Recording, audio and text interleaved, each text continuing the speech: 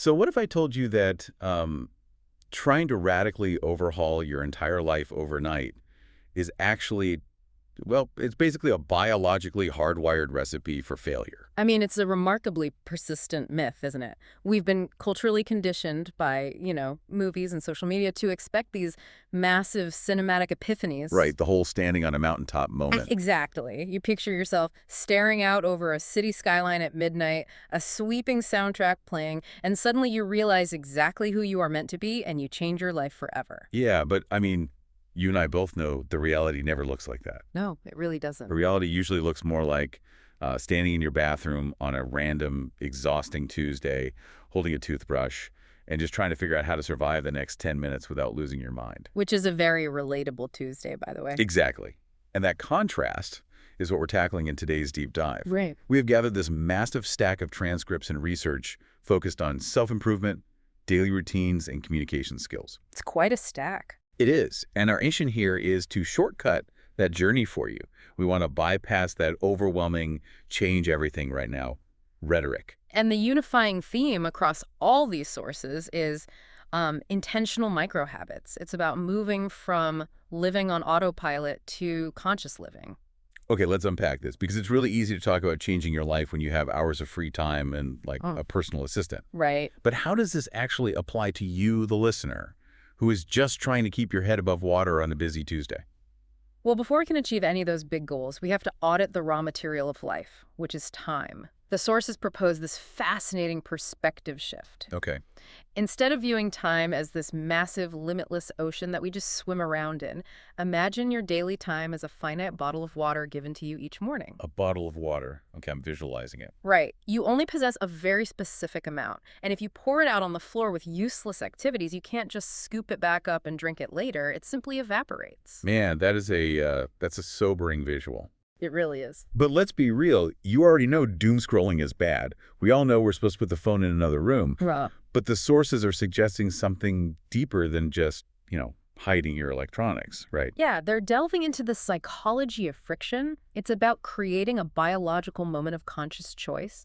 When your phone is right next to you, picking it up is just a reflex. It's an automatic loop. Exactly. But Mhm. adding physical friction, like putting it in another room, forces your brain to wake up and ask, do I actually want to do this right now? You're breaking the trance. Yes, and that ties perfectly into moving away from the idea of time as these big, intimidating one-hour blocks. Time isn't just hours, it's pocket time, small coins. Right, like the 5 minutes you spend waiting for the bus. Or the 7 minutes making coffee.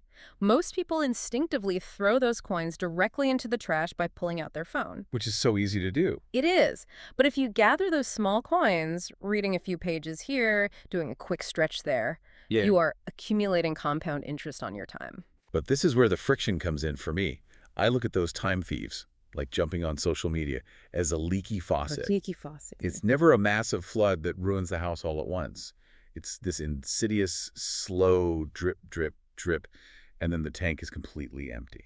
If we connect this to the bigger picture, that slow drip is what causes burnout, which is why morning routines are so heavily emphasized in the research. Oh, right. Waking up without the phone. Exactly. Hydrating, simple stretching, maybe 10 minutes of mindfulness. It sets the playlist for the entire day before the external world can intrude. Okay, but wait. If I'm supposed to be optimizing every single 5-minute window, where does rest fit in? Because if rest is supposedly productive, how do we stop charging the battery from becoming a disguised excuse to just be lazy? That's a crucial distinction. It's about how you feel afterward. Intentional rest, like taking a walk without a podcast or sitting in the sun, physically resets your nervous system. It actually lowers your cortisol. Yes, it feels refreshing. Wasting time, on the other hand, is highly taxing. Mindless scrolling bombards your brain with microstressors. It leaves you feeling empty and regretful. Because you didn't charge the battery at all. You just left all the background apps running until the phone overheated. Exactly. It's depleting, not restorative. Okay, so let's say we've patched the leaky faucet. We are consciously hoarding these 5-minute time coins. What are we supposed to actually be doing with them? Well, you have to give that time a specific destination. The sources use a GPS analogy. Oh, I like this one. Yeah, if you get in a car and just think, I want to drive somewhere better, the GPS can't help you. You'll just waste gas and go in circles. You need a specific address. Exactly. And that highlights the difference between a dream and a goal. Right. The dream is the what?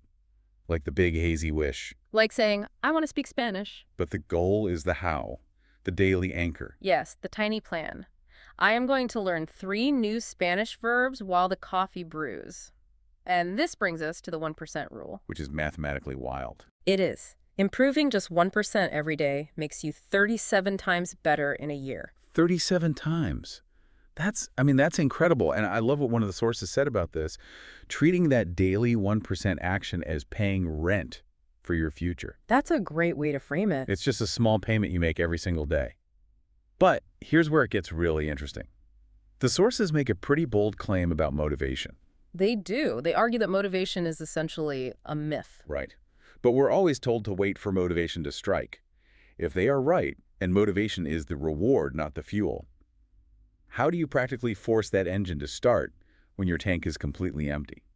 It all comes down to the psychology of momentum. Think about riding a bicycle. Okay, a bicycle. Getting a heavy bike moving from a complete standstill requires a massive amount of physical force, right? Yeah, you really have to push hard on those pedals. But once you push it even a couple of inches and those wheels start turning, the momentum takes over. Keeping it going takes a fraction of the initial effort. So action creates the motivation to keep taking action. Precisely, which is why the sources insist that done is better than perfect. A messy start today is infinitely more valuable than a perfect, hypothetical start tomorrow. Perfectionism is just a moving target. So you just have to start pedaling, even if it's wobbly. Exactly. All right, so we're building this incredible momentum. We've got our goals, our time coins. But the second you step out into the real world and actually have to communicate with other people, The friction of human interaction. yes, all that internal clarity can just evaporate. You freeze up. And that freeze happens because social interaction can severely trigger the brain's fight or flight mode. Your brain literally causes a mental block to protect you. What's fascinating here is, wait, you usually say that part. I do. What's fascinating here is that we equate intelligence with speed. Right. We think thinking fast is the same as speaking fast. Exactly. But clarity beats speed every single time. When that stress response kicks in, your cognitive bandwidth physically narrows. It's basically like trying to build a sports car while you're driving it down the highway. Yeah. So trying to formulate the perfect complex sentence in real time just makes you crash. It does. The antidote they suggest is to actively slow down. Explain complex ideas like you are talking to a 5-year-old. But wait, what does this mean for someone who feels like they need to use big vocabulary to sound smart? Does simplifying actually make you sound more authoritative? It absolutely does. True authority comes from being easily understood. The listener should view simple structures not as dumbing things down, but as the ultimate form of conversational confidence. Okay, but how do we physically stop that freeze response in the moment? Strategy 1. Take a deep breath. It literally resets your nervous system. And then you play conversational chess. Conversational chess. Yeah, you anticipate responses. You already know the barista will ask for your order, right? Yeah, I have it memorized before I walk in. So you prepare for meetings the exact same way. You anticipate the questions. Yeah, if they throw a curveball. You use tactics. Use time fillers like, let me think about that for a second. Or try paraphrasing their question back to them.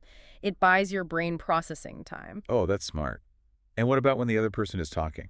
That's where active listening comes in. The sources compare it to watching a movie with subtitles. Okay, subtitles. Yes. Yeah. Instead of just waiting for your turn to speak, you fully focus on their words. It helps you catch up and respond naturally to what was actually just said. Which brings us to the final and honestly the most crucial layer of all of this.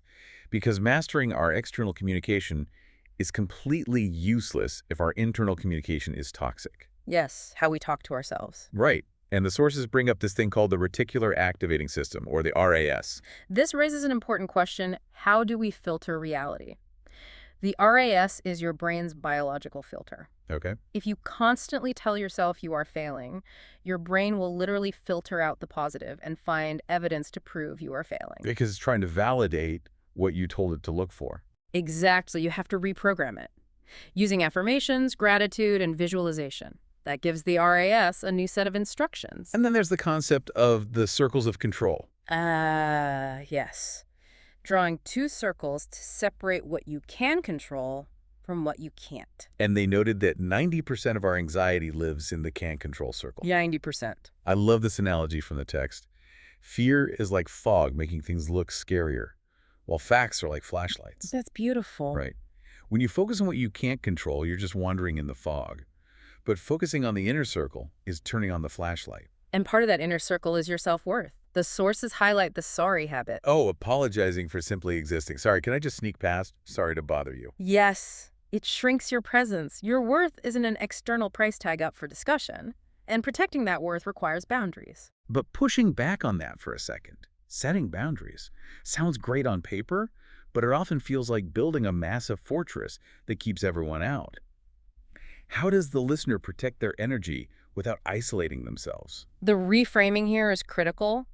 Boundaries are like doors, not walls. Doors, not walls. Yes, you control who comes in and when. Boundaries are actually about sustainable kindness. Sustainable kindness. Yeah. Because if you burn out, you can't help anyone anyway. Precisely. If you don't protect your energy, you will eventually deeply resent the very people you are trying to help. Wow, okay, and how does the inner critic play into this? You must speak to yourself the way you would speak to a good friend. Treat your mistakes as information, as data points, not as an identity. Like, I made a mistake, instead of I am a mistake. Exactly. Well, this has been an incredibly dense journey today. Let's do a quick recap. We started by looking at managing our time coins, recognizing that time is like water in a bottle. And we talked about avoiding time thieves and creating friction. Right.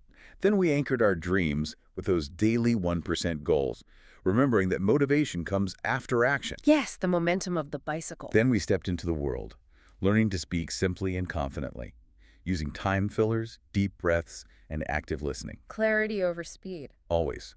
And finally, we brought it all inside, protecting our inner peace with firm boundaries, doors, not walls, and managing our RAS with a growth mindset. And if there's one thing I want you to remember from this deep dive, it's that personal transformation isn't an overnight explosion. No cinematic moments on a balcony. Exactly. It's the quiet courage of just coming back day after day and making slightly better choices. Which brings us to our final thought for you to chew on today.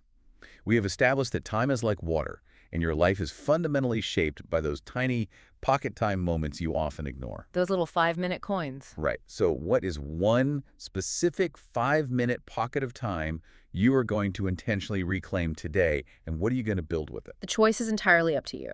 Thank you so much for joining us on this deep dive. Keep exploring, stay curious, and keep taking those small steps. We'll catch you next time.